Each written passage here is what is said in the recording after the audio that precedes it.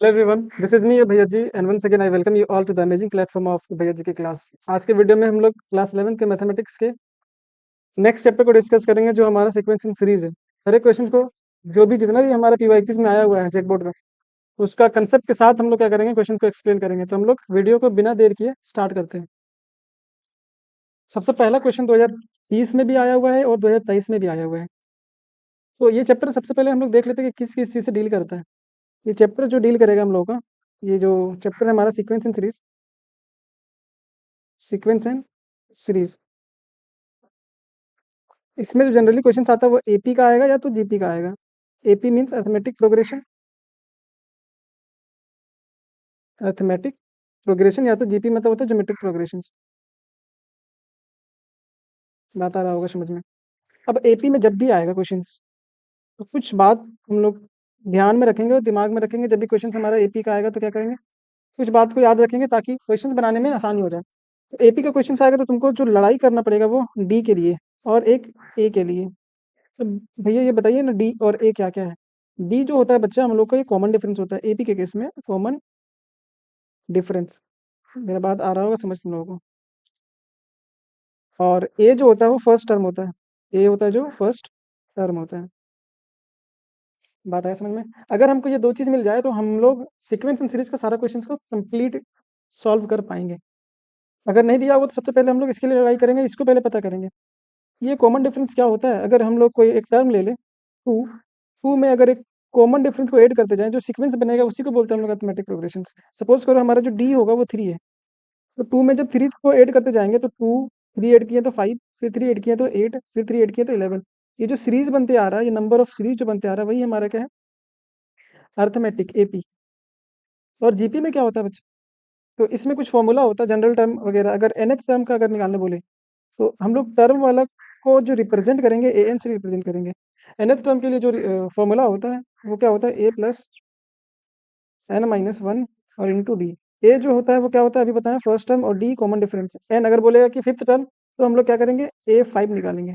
ये दिमाग में याद रखना। और अगर बोलता है कोई नाइन टर्म तो ए नाइन, ए नाइन।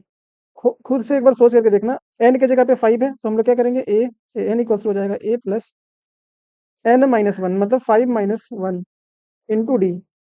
तो क्या आया, ए प्लस फोर डी। तो हम लोग अब डायरेक्ट याद रखेंगे कि क्या करते हैं हम लोग, डी के साथ एक माइनस करके नंबर को मल्टीप्लाई कर देते हैं। ए प्लस, क्योंकि यहाँ पे नाइन है तो यहाँ पे लिखेंगे एट डी। नाइन है तो क्या लिखेंगे, एट डी। यहाँ पे फाइव था तो हम लोग फोर डी आया था। तो डायरेक्ट हम लोग सॉल्व करने के लिए, क्योंकि ऑब्जेक्टिव आएगा तो हम लोग क्वेश्चन ज़्यादा करना कम टाइम पे। ये था हमारा था क्या, जनरल टर्म। अगर nth टर्म का अगर पूछे कोई तो nth टर्म। अब इसमें कुछ इंपॉर्टेंट फॉर्मूला, जैसे सम पूछता है, सम ऑफ nth टर्म अगर पूछ दिया तो क्या होता है, फॉर्मूला को देख लेना। अब यही सब फॉर्मूला पे बेस सारा क्वेश्चंस को हम लोग कंप्लीट करेंगे। क्या बोले हैं हम लोग, सम वाला फॉर्मूला। अगर एस एन बोले, सम ऑफ एन टर्म अगर बोलता है तो ये होता है n by two, two a plus n minus one into d. और एक और अगर फॉर्मूला लास्ट टर्म गिवन है, तो लास्ट टर्म अगर गिवन होगा तो क्या करेंगे, n by two a plus l, a plus l. L को कभी कभी इन लोग ए एन भी बोल देता है। ए एन हमारा क्या है, लास्ट टर्म है। ए एन क्या है, हमारा लास्ट टर्म है। तो ये दो फॉर्मूला है। और जीपी की बात करें तो ज्योमेट्रिक प्रोग्रेशन में यहाँ पे कॉमन रेशियो सेम होता है। क्या होता है बच्चे, कॉमन रेशियो सेम। बात करते हैं हम लोग, अगर कोई एग्जाम्पल दे दिया, ए, ए स्क्वायर, ए क्यूब, तो पहला बात, हम लोग फर्स्ट टर्म को ए एन से डिनोट करेंगे। फर्स्ट टर्म को ए वन लिखेंगे, यहाँ पे नंबर कुछ अलग ले लेते हैं। नंबर हम लोग क्या करते हैं, अलग ले लेते हैं। ए वन, थ्री, थ्री का स्क्वायर, थ्री का क्यूब, ये हमारा क्या है, सिक्स सीरीज है हमारा। अब देखेंगे ये किस के जो गिवन नंबर है वो जीपी में आ रहा है या एपी में आ रहा है। तो जीपी में आने के लिए क्या होना चाहिए, कॉमन रेशियो सेम होना चाहिए। ये हमारा फर्स्ट टर्म है तो ए वन से डिनोट करेंगे, ये सेकंड टर्म ए टू, ये थर्ड टर्म ए थ्री। अब क्या करते हैं हम लोग, कॉमन रेशियो चेक करते हैं। कॉमन रेशियो मतलब आर, आर जो होगा वो r two by r one होगा। आर इक्वल्स होगा a two by a one. Check करते हैं, a two by a one, three का स्क्वायर है और ये थ्री है, ये कैंसिल हो जाएगा, बचेगा थ्री। अभी हमको कंफर्मेशन नहीं है कि ये रेशियो सेम आ रहा है कि नहीं, तो हम लोग ए थ्री बाई ए टू भी करके देखेंगे कि अगर ये सेम आ रहा है उस तरह से तो क्या हो जाएगा, रेशियो सेम है तो ये जीपी में होगा। तो आर इक्वल्स टू, ये ए थ्री है, a three by a two. A three कितना है, थ्री का क्यूब, और ए टू है थ्री का स्क्वायर। ये कैंसिल हो जाएगा तो बचेगा थ्री। देखो दोनों जगह पे रेशियो क्या आ रहा है, सेम आ रहा है, कॉमन रेशियो। तो ये जीपी में है।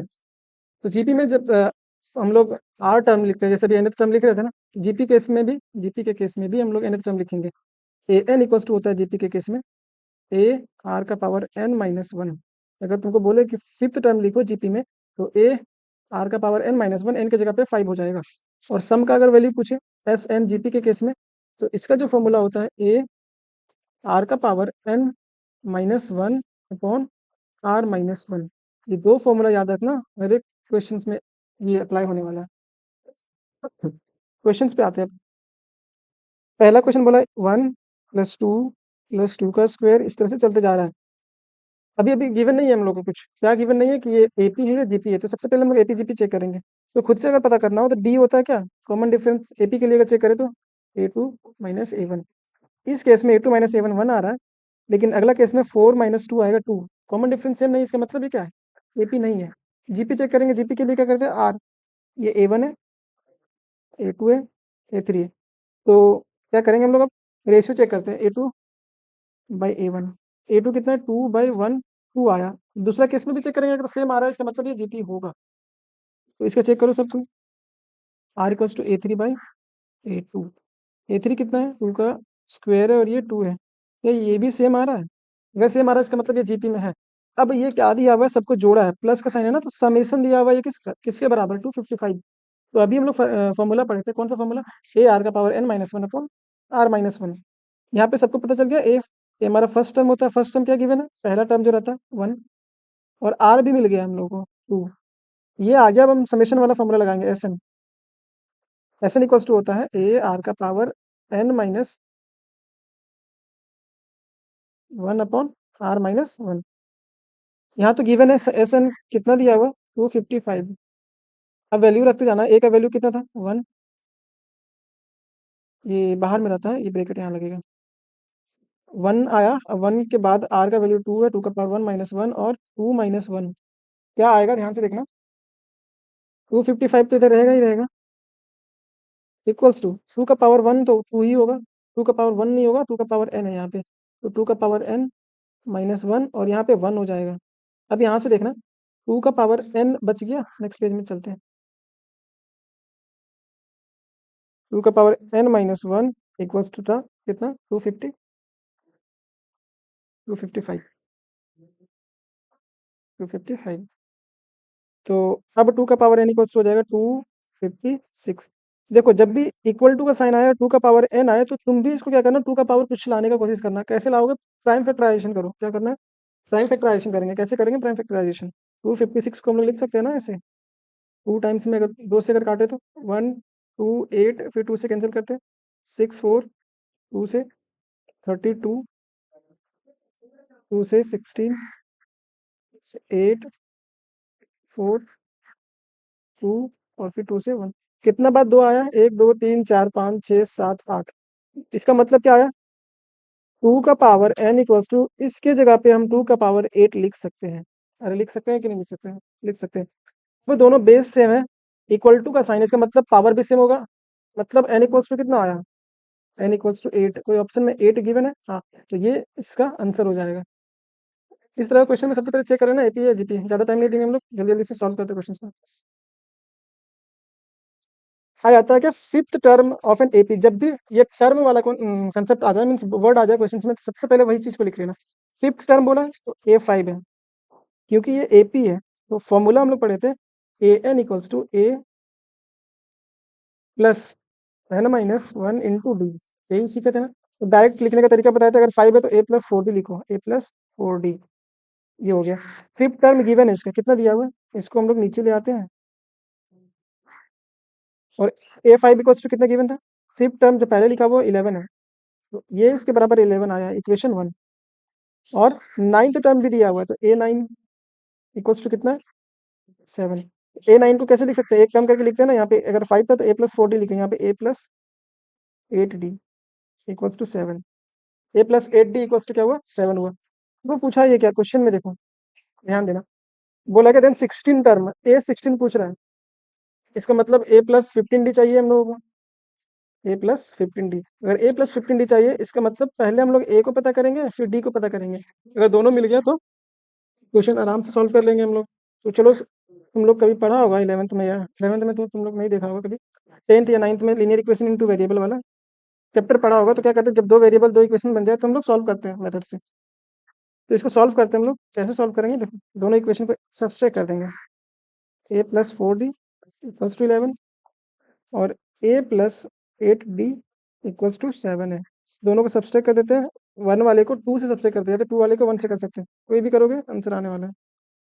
ये तो कैंसिल हो जाएगा, -4d बचेगा इधर, इक्वल्स टू कितना बच जाएगा इधर, 11 में 7 जाएगा तो 4। तो d इक्वल्स टू कितना आया, d equals to -1, d equals to -1।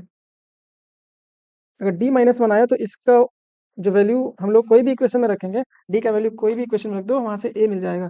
तो हम लोग को पता था a plus 4d equals to 11 है। तो d को हम लोग क्या करते हैं, रख देते हैं इसमें, 4 इंटू -1 इक्वल्स टू 11, ये -4 हो जाएगा, उधर जाएगा तो +4। a इक्वल्स टू हो जाएगा 11 + 4, क्या हो जाएगा 15। अगर a पता चल गया, d पता चल गया, तो हम लोग क्या करेंगे, a16 निकालेंगे। a16 क्या था, a16 a plus 15 b, a आया कितना 15, a 15 आया और d -1, d आया -1। क्या ये कैंसिल हो जाएगा दोनों, जीरो के बराबर है। समझ में आया सबको, जीरो के बराबर क्यों आ रहा है, कोई ऑप्शन में जीरो दिख रहा है, हाँ तो ऑप्शन नंबर इसका क्या हो जाएगा, डी। समझ में आ रहा है कि नहीं सबको, बेसिक फॉर्मूला वगैरह है, ज़्यादा कोई दिक्कत वाली बात इसमें है ही नहीं। तो मूव कर जाते हैं हम लोग नेक्स्ट क्वेश्चन की तरफ। बस यही सब कंसेप्ट लगाना है, सारा क्वेश्चन बन जाएगा। देखो A M and G M of two numbers दिया हुआ रिस्पेक्ट, गिवन है क्या, ए एम और जी एम दो नंबर का। तो सबसे पहले ए एम जान लेते हैं क्या होता है, और जी एम क्या होता है वो देखेंगे। ए एम का मतलब होता है अरिथमेटिक मीन, मेटिक मीन। और जी एम इक्वल्स टू होता है geometric mean, G M equals to क्या होता है, ज्योमेट्रिक मीन। मान लेते हैं हम लोग के पास अगर दो नंबर दिया हुआ है, ए और बी, ए और बी दो नंबर दिया हुआ है, इसका पूछता है अर्थमेटिक मीन। तो अर्थमेटिक मीन क्या करेंगे, हम लोग दोनों नंबर को जोड़ेंगे और जितना नंबर होगा उसे डिवाइड कर देंगे। तो ये दोनों का अर्थमेटिक मीन निकाल रहे हैं, तो क्या हो जाएगा ए प्लस बी, और क्योंकि यहाँ पे दो नंबर है, ए एक नंबर है, बी एक नंबर है, तो दो नंबर है ना इसमें, तो इसको दो से डिवाइड कर देंगे। अगर कोई बोलता है कि ये रट लेता सब कोई फॉर्मूला, बट ये ऐसा नहीं होता है। क्या होता है, अगर यहाँ पे तीन नंबर देता, a comma b comma c, तब अर्थमेटिक मीन कैसे निकलता, a plus b plus c divided by 3 हो जाएगा, क्योंकि तीन नंबर आ गया ना, तीन नंबर का मतलब अर्थमेटिक मीन निकाल रहे हैं। ज्योमेट्रिक मीन में क्या होता है, अगर ए बी दिया हुआ है तो क्या होगा, जी एम इक्वल्स टू हो जाएगा, दोनों नंबर का हम लोग क्या करते हैं, प्रोडक्ट करते हैं, मल्टीप्लाई कर देते हैं, ए इंटू बी, और इसका पावर होता है 1/n। एन क्या होता है, जितना नंबर होगा नंबर। अगर यहाँ पे दो ही नंबर का हम लोग जीएम निकाल रहे हैं तो यहाँ एन का वैल्यू दो हो जाएगा। तो दो नंबर है यहाँ पे ए और बी, तो ए बी का पावर 1/2। क्योंकि 1/2 है तो बच्चा क्या कर लेता है, याद कर लेता है कि हमेशा रूट ही होगा, स्क्वायर रूट होगा ए बी। ये नहीं होगा, कब होगा, जब दो ही नंबर तैयार रहेगा तब। तो अगर यहाँ पे तीन नंबर होता तो क्या होता है, ए कोमा बी कोमा सी के लिए, इसका अगर हम लोग ज्योमेट्रिक में निकालते हैं तो जी एम इक्वल्स टू हो जाता है, क्या होता है, तीनों को पहले मल्टीप्लाई करेंगे, ए बी और सी, और इसका पावर 1/n हो जाएगा। और एन का वैल्यू क्या होता है, जितना नंबर ऑफ, जितना नंबर का हम लोग ज्योमेट्रिक में निकाल रहे हैं, तो तीन नंबर का हम लोग ज्योमेट्रिक में निकाल तो 1/3 हो जाएगा। इस केस में बोला क्या, एक चीज याद रखना कि अर्थमेटिक मीन जो होता है हमेशा क्या होता है, ज्योमेट्रिक मीन से बड़ा होता है। ये इन्फॉर्मेशन डायरेक्ट क्वेश्चन पे आता है कि अर्थमेटिक मीन हमेशा बड़ा होगा या तो बराबर होगा, छोटा कभी भी नहीं होगा ज्योमेट्रिक मीन। इन्फॉर्मेशन है, याद रखना, डायरेक्ट क्वेश्चन में भी देखेंगे। तो यहाँ पे क्या करना पड़ता है हम लोग को, कि चेक करना पड़ता है हर एक ऑप्शन को। इसका अगर हम लोग अर्थमेटिक मीन निकालेंगे तो क्या करेंगे, ऑप्शन नंबर ए वाला में अगर अर्थमेटिक मीन निकाल दे, दोनों को जोड़ो, 4 + 16 डिवाइडेड बाई टू, दो ही नंबर तो दो हो जाएगा, तो क्या हो जाएगा 20/2, ये 10 आया। तो 10 गिवन है, लेकिन चेक करेंगे अगर ये 10 है तो ज्योमेट्रिक मीन भी इसका आ रहा है कि नहीं, 8 है, या नहीं आएगा तो ये ऑप्शन ही नहीं होगा। तो ज्योमेट्रिक मीन चेक करने के लिए कितना दिया हुआ है, 4,16। इसका ज्योमेट्रिक मीन चेक करना हो तो क्या करते हैं हम लोग, पहले जीएम बराबर क्या करते हैं, दोनों को मल्टीप्लाई करते हैं, 4 × 16, इसका पावर कितना हो जाएगा 1/2। देखो 64 हो जाएगा, 64 का यहाँ पे रूट लग जाएगा, क्योंकि 1/2 है, पावर क्या है यहाँ पे 1/2, ये निकलेगा क्या 8। गिवन देखो दिया हुआ है 8 है, क्या दिया हुआ है 8, तो यही वाला बाई चांस हम लोग चेक करते हुए पहला ही मिल गया। अगर ऑप्शन पहला नहीं देता तो दूसरा भी चेक करते, फिर तीसरा भी चेक करते। अगर तीनों मैच नहीं करता तो नन ऑफ दिस हो जाता। 2024 में पूछा हुआ ये ताज़ा क्वेश्चन है, तो ये इस तरह का क्वेश्चन में ज़्यादा फोकस करना है हम लोगों को। देखो यहाँ से भी चेक कर सकता है, अभी अर्थमेटिक मीन आया 10 और ज्योमेट्रिक मीन कितना आया 8, तो 10 बड़ा होता है ना 8 से? जी होता है। तो क्या होता है हम लोग याद रखेंगे कि अर्थमेटिक मीन हमेशा ज्योमेट्रिक मीन से बड़ा होता है या तो बराबर होगा। इसी तरह का क्वेश्चन अभी किया, common ratio of the GP पूछ रहा है, ये जीपी गिवन है। क्या है जीपी? 2024 में पूछा है, तो इस तरह का क्वेश्चन आने का चांसेस ज़्यादा रहता है। फिफ्थ टर्म दिया हुआ जीपी में, तो जब भी बोले फिफ्थ टर्म सिक्स टर्म तो A5 निकालेंगे। टर्म बात आ जाए तो ए से हम लोग अपना काम करेंगे। फिफ्थ टर्म को कैसे लिख सकते हो ज्योमेट्रिक मीन में? क्या होता था? ए एन का फॉर्मूला क्या होता था ज्योमेट्रिक मीन में? ए आर का पावर एन माइनस वन, यही होता था। तो इसी वाले फॉर्मूला में रखेंगे। ये क्या कर देता है यहाँ पे, जैसे हम लोग A5 निकालेंगे ना, तो एक 5 आर का पावर जो हो जाएगा एक कम हो जाएगा, ए आर का पावर 5 माइनस वन 4, डायरेक्ट याद रखें इस तरह से। A5 लिखते हैं हम लोग, A5 इक्वल्स टू गिवन है, कितना दिया हुआ जीपी का 48। A5 को क्या लिख सकते हैं हम लोग? ए आर का पावर 4। कैसे है? आर का पावर एन माइनस वन होता है, एन का वैल्यू 5 माइनस वन करेंगे तो 4 होगा, 48। इक्वेशन 1। दूसरा में दिया हुआ है eight term, A8 equals to 384। A8 को कैसे लिख सकते हैं? ए आर का पावर 7, ए आर का पावर 7 इक्वल्स टू 384।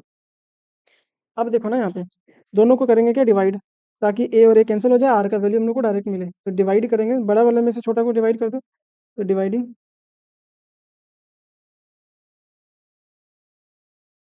2, ये तो डिवाइडिंग 2 को डिवाइड कर रहे हैं 1 से, तो क्या हो जाएगा?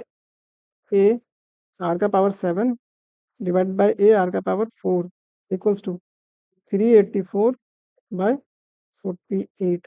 देखो ए से ए कैंसिल हो जाएगा, आर का पावर 4 से 7 कटेगा, आर का पावर 3 बच जाएगा। और यहाँ पे क्या है, इसको कैंसिल करो, 4 टाइम्स में ही करो कैंसिल, तो 1 और 2 12 बार में जाएगा, और ये 4 से अगर कैंसिल करें तो 9, 9 और इधर बचेगा 2, 6, फिर 12 टाइम्स में कितना बार में कट जाएगा ये? 8 टाइम्स में।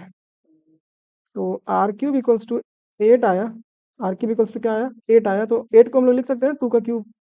यहाँ पे देखो आर क्यूब इक्वल्स टू क्या आया? 8 आया, तो आर क्यूब को हम लोग लिख सकते हैं, मीन्स 8 को लिख सकते हैं 2 का क्यूब। देखो पावर सेम आया, इक्वल टू का साइन, तो बेस भी सेम होना पड़ेगा, इसका मतलब आर इक्वल्स टू 2। कोई ऑप्शन दिख रहा है क्या r equals to 2? Option number A. बढ़ते हैं आगे क्वेश्चंस की तरफ। इस तरह क्वेश्चंस फिर अभी बताए थे, एक बार हिंट दे देते, तुम लोग खुद से सॉल्व करके कमेंट सेक्शन में इसका आंसर दोगे। 10th term of the sequence पूछा है यहाँ पे, जिसका whose 7th term and 12th terms are. यहाँ पे 7th टर्म गिवन है और 12th टर्म गिवन है, तो A7 गिवन है, A7 इक्वल्स टू कितना दिया हुआ ये 34। तो क्या कर सकते हैं इसको, A प्लस 6D, ये 34 के बराबर है, इक्वेशन 1। और 12th टर्म दिया हुआ है A12, कितना गिवन है इसका 64, A प्लस 11D, ये 64 के बराबर। दोनों को सॉल्व करना है, इक्वेशन 1 और इक्वेशन 2 के प्रीवियस क्वेश्चंस की तरह है ये। A और D मिलेगा, हमको पूछा ये A10, A10 इक्वल्स टू हो जाएगा A प्लस 9D। ए मिल जाएगा, डी मिल जाएगा, तो A10 नहीं मिलेगा, मिल जाएगा। इसको दोनों को सॉल्व करना पिछले क्वेश्चंस की तरह सेम बनेगा ये। बोला which term of the sequence, which term of the sequence is 27, इस सीक्वेंस का, जैसे सीक्वेंस दिया हुआ 5 7 5 7 9 11, ये चलते जा रहा है, कहाँ तक गया है 27। तो ये पहला टर्म है A1, ये A1 है। सेकंड टर्म A2 से इग्नोर करते हैं, थर्ड टर्म A3 से। इसी तरह चलते जाएगा, यहाँ पे कोई तो टर्म आएगा ना, तो वही टर्म बोल रहा है कि 27 जो आएगा वो कौन सा टर्म है। तो ऐसे क्वेश्चन में एक डायरेक्ट जो प्रोसेस होता है, उस प्रोसेस के थ्रू हम लोग जाएंगे डायरेक्ट। कैसे प्रोसेस होता है, जो लास्ट टर्म है ना, जिसको पूछेगा उसको एन मान लो ना, ये बोलो nth टर्म है, और nth टर्म अगर बोल दिया तुम तो एन और पता कर लेगा, तो वही वाला टर्म हो जाएगा ना उसका आंसर। हम क्या बोले समझना, हम मान लेते हैं कि ये ए एन इक्वल्स टू 27 है, ये ए एन वाला मीन nth टर्म ही ये 27 है, और एन जो पता चल जाता है वही तो टर्म बताता ना, तो एन के लिए हम लोग फाइट करेंगे यहाँ पे। तो ए एन का फॉर्मूला हम लोग को पता है, a plus n minus one into d, ये 27 के बराबर गिवन है। ए का वैल्यू तो दिख रहा है direct 5 plus n minus one, n का तो हम लोग को वैल्यू पता करना है, तो एन का तो एन ही रहेगा। और कॉमन डिफरेंस देखो, common difference d equals to a two by a one करते हैं, a two minus a one, a two minus a one, A2 कितना दिया हुआ है? 7 माइनस 5 आएगा 2। देखो ना यहाँ पे 2 रखते हैं, 27। ये 5 उधर जाएगा तो माइनस में चला जाएगा, तो n-1 × 2 = 27 में 5 जाएगा तो 22। 2 से ये कैंसिल हो जाएगा 11। अब n-1 = 11 है तो n इक्वल्स टू क्या आएगा? 12। ये कौन सा टर्म है ये? 12th term. ये जो 27 आ रहा है वो कौन सा टर्म है? 12th term. हमेशा क्या करना, an मान लेना जिसको पूछे कि ये किस टर्म में आ रहा है ये number. The for what value of x the number, ये वाला जो गिवन नंबर से क्या क्या दिया हुआ है, x-2, x और x+3। ये बोल रहा है क्या कि ये जीपी में है। तो जीपी में होने के लिए कंडीशंस क्या लगाए थे हम लोग कि कॉमन रेशियो जो होता है ये इसका सेम होता है। कॉमन रेशियो जो होता है वो क्या होता है? सेम होता है। कॉमन रेशियो मतलब सपोज करो ये a1 है पहला टर्म, a1, ये a2 है दूसरा टर्म, ये a3 है। तो क्या करते हैं, r को सेम करते हैं हम लोग, r होता है a2/a1। अब क्योंकि यहाँ पे एक रेशियो से वैल्यू नहीं आने वाला, वेरिएबल है तो दोनों के बराबर होगा सेम, तो लिख सकते हैं ना, रेशियो तो सेम आता है सबका, a3/a2। अब रख दो वैल्यू, क्या हुआ, a2 कितना दिया हुआ है x, और a1 कितना है x-2। बस सॉल्व करना है, आंसर आ जाएगा। अगर जीपी को होता तो क्या करते हैं, a2-a1 = a3-a2।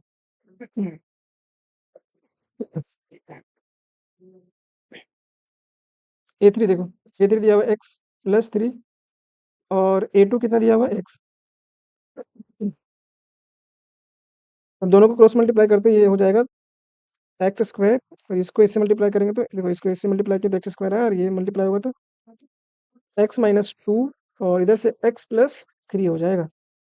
देखो बच्चा, यहाँ पे x² है, ये दोनों को मल्टीप्लाई करेंगे, एक बार इसको इससे मल्टीप्लाई करेंगे, एक बार इसको 3 से मल्टीप्लाई करेंगे, तो बन जाएगा यहाँ पे x² + 3x।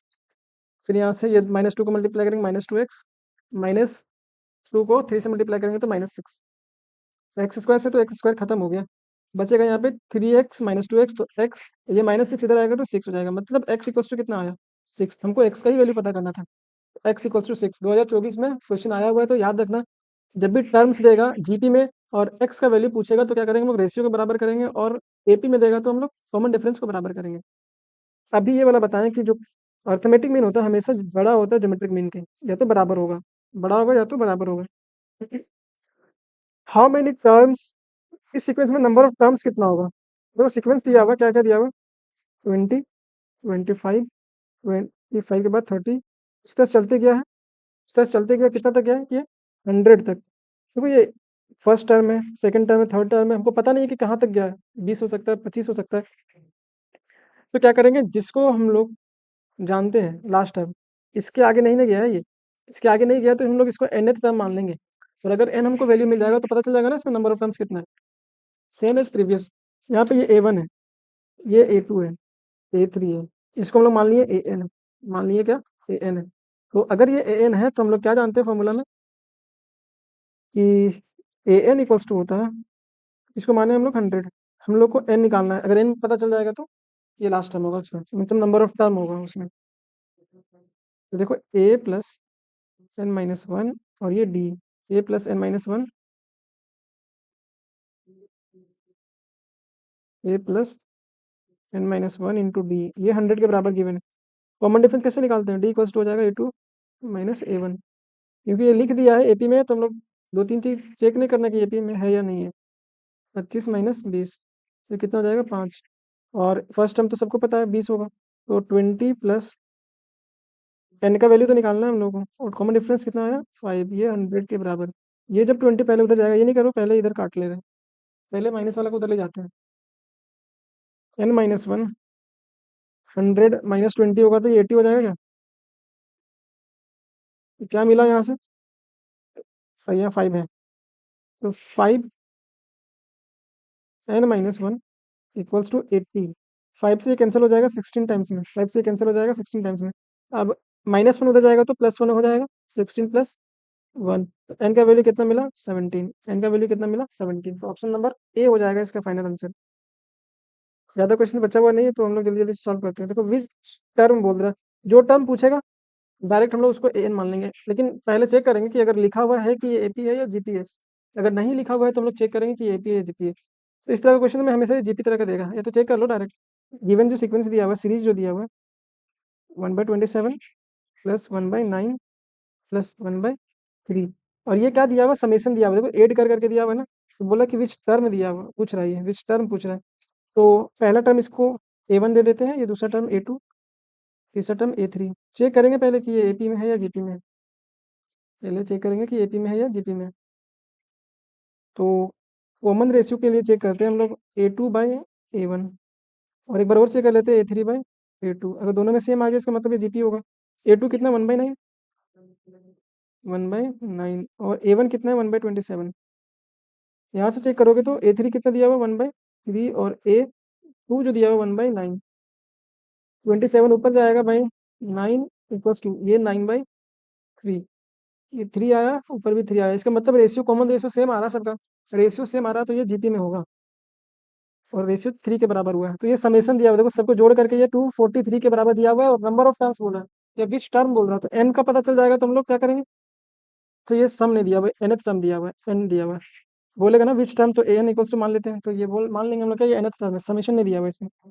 तो an इक्वल्स टू क्या हो जाएगा 243। अब an का फॉर्मूला पता है ना, हम लोग GP के केस में क्या करते थे, होता था a r का पावर n-1 इक्वल्स टू कितना दिया हुआ है 243। a का वैल्यू कितना आया था 1/27, 1/27, और r का पावर क्या, r क्या आया था 3 का पावर n-1, 243। क्या करते 27 को उधर मल्टीप्लाई कर देते, तो 3 का पावर n-1 जो हो जाएगा वो 243 इंटू 27। अब इसको क्या करो, 3 का पावर में लाने की कोशिश करो इस वाले को। क्या करेंगे, फिर से हम लोग प्राइम फैक्टराइजेशन करेंगे इसका। तो इसको हम लोग नेक्स्ट पेज में देखते हैं। 3 का पावर n-1 इक्वल्स टू कितना दिया था 243 ना, 243 इंटू 27।